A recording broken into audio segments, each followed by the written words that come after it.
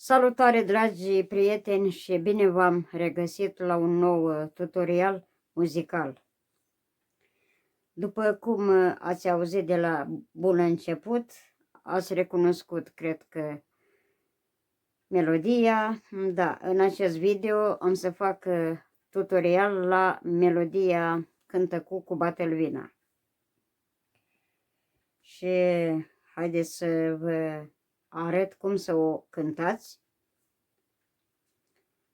Vreau să vă explic în acest tutorial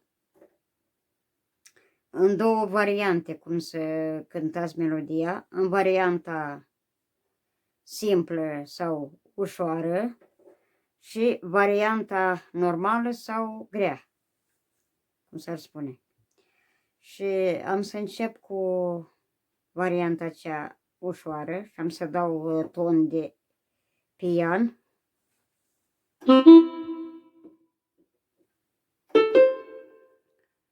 Începem de aici, dar atingem și aici o mică pișcare, așa. Deci, prima parte.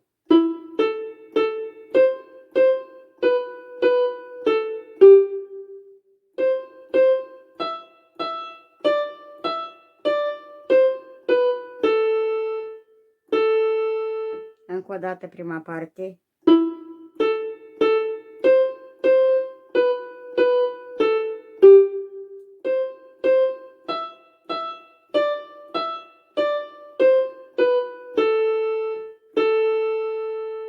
Partea a doua.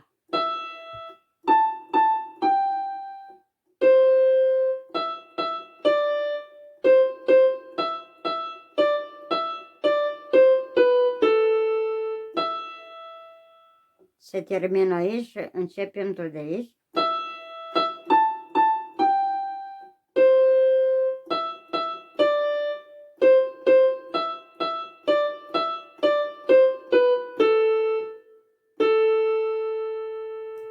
Iar acum varianta normală sau grea. Și am să schimb tonul, am să-l dau pe saxofon. Atenție acum.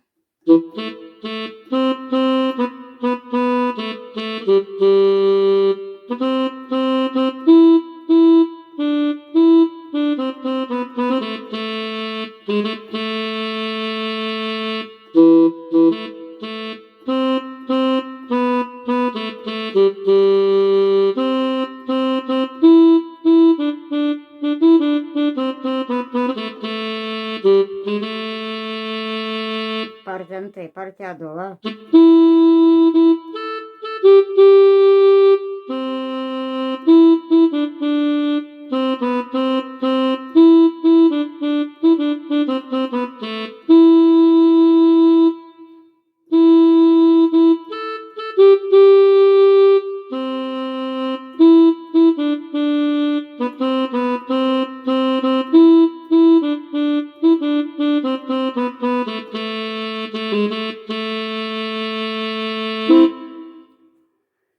Cam atât pentru astăzi în acest tutorial, dragi prieteni. Dacă v-a plăcut acest tutorial, nu uitați să dați un like, un share, să vă abonați la canalul meu dacă vă plac tutorialele mele. Și până data viitoare să auzim numai de bine. La revedere!